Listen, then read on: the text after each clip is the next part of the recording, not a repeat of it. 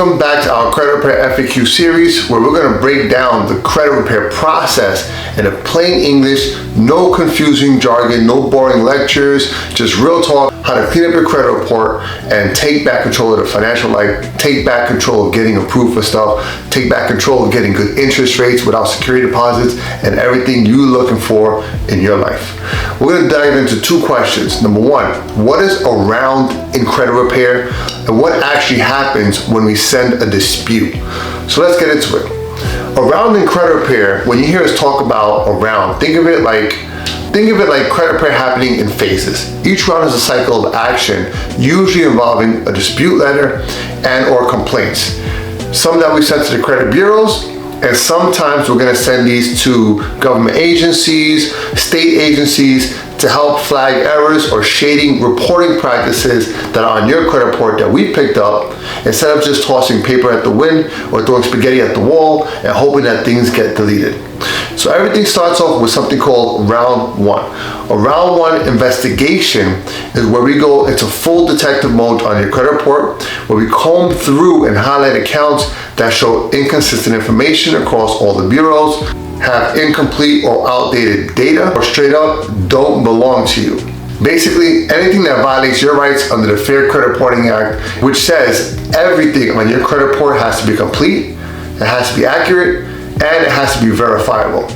We're going to bundle all that into a well-written dispute letter, and we're going to send it off to the three main bureaus: TransUnion, Experian, and Equifax. So let's walk through what happens when we process a dispute, because it's way more structured than people think, and here's how it goes. In step one, the dispute letter is mailed. It's going to be mailed typically good old-fashioned USPS mail. TransUnion, Equifax, and Experian will each get a letter that we're disputing.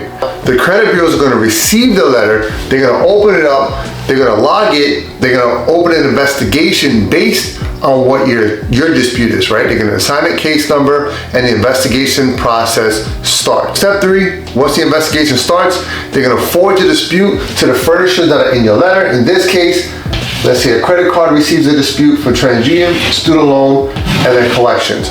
Each one of them is going to get their own separate dispute for them to perform their own independent investigation. Now, remember, the credit reporting agencies are communicating most of the time with these companies 100% electronically. That means there's no human interaction in this process. And that brings us to step four, the furnisher investigates. In this process, the furnisher reviews their records to verify if all the information they have is accurate, complete, and current. If not, they have to correct it or they have to remove it. And that brings us to step number five. The bureaus get a response and they make a call. Once the furnishers are done with their investigation, the credit reporting agencies are going to get back their response, typically all done electronically, and they can decide what to do. They'll either update the account, delete it if it can't be verified, or sometimes they'll just leave it as it is. But that's why we have to have more rounds ready if needed. And that brings us to step six. You get the results. Within 30 days, all this information, this investigation has to happen. They have to get the information back to you, the consumer, so that you can check your credit report for any changes. Many times you will get a letter, but there's tons and tons of times that we have been finding that clients do not get letters in the mail, which is not to be alarmed.